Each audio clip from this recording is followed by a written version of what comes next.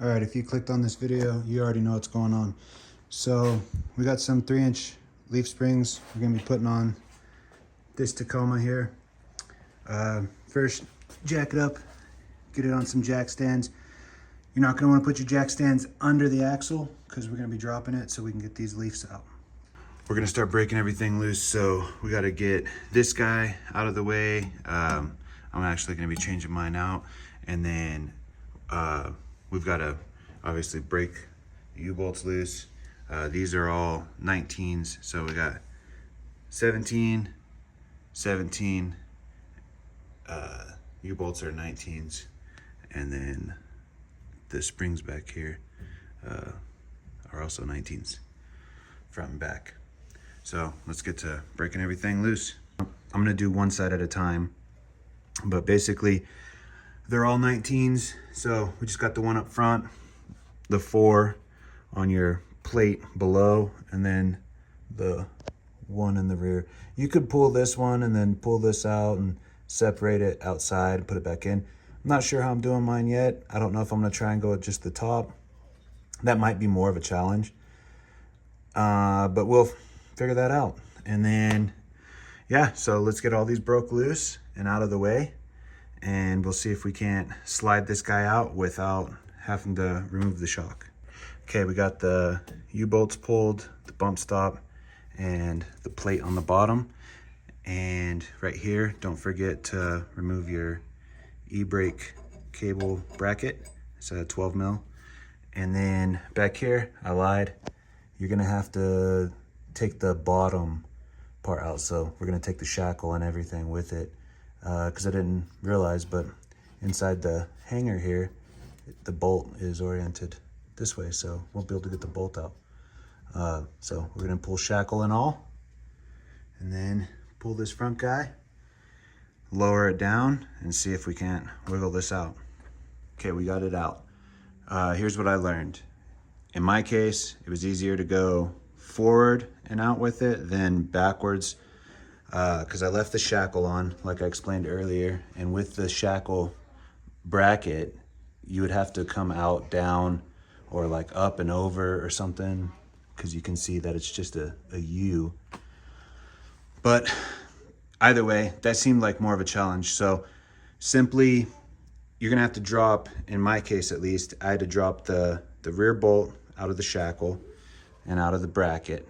And then in order to provide the wiggle room to pull the front bolt out.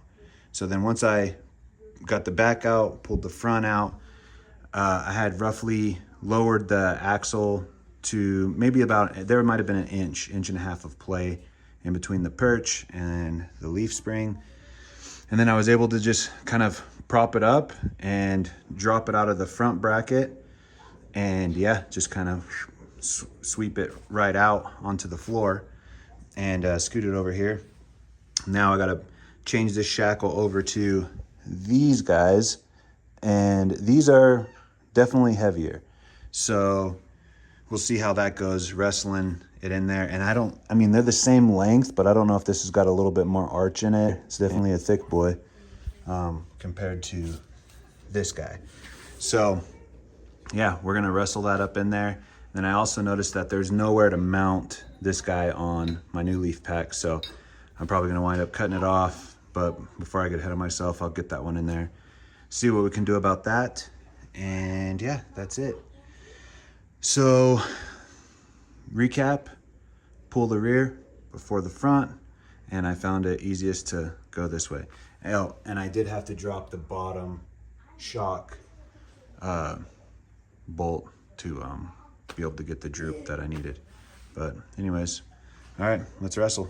Okay, we got this guy wrestled up in here.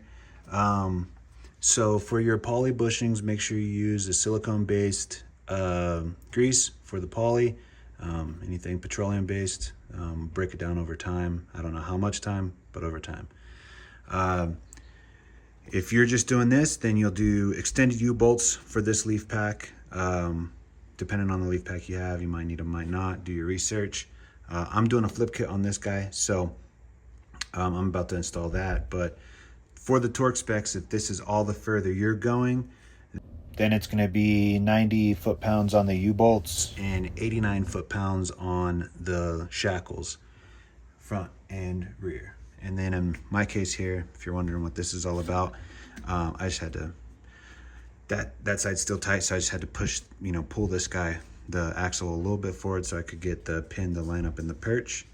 So anyways, we're gonna get this stuff torqued down. I'm gonna get my flip kit on here. I'll go ahead and show you that anyways. Yours might be the same or different. And then we also got to get this guy reinstalled, and I'll hit you with the torque spec for the lower shock. All right, we're all back together here. So this is what a flip kit looks like. I'm running the Super Bump. This is a All Pro setup, or Trail Gear, or Wheelers, or they're all the same. I ended up cutting this bracket off because there's nowhere to mount it. I think it should stay there. It's just an e-brake, so we'll watch it and see. I have a pretty good offset. I'm actually getting rid of these spacers, so I think I won't have any issues with that. But either way, there was nowhere to mount it, so we'd have to figure something out anyways. So we're gonna rock it just like that, and yeah, that's it. So there you go. Put your wheels back on and be done. All right, we got it all back together here. So here's a quick shot, just a little overview. Definitely a huge upgrade. Can't say enough good things about it over the factory. Little stiff whenever you're not loaded, but with the camp trailer on and the shell, huge improvement. No sag. It's great. Here's the Super Bump and the 5160.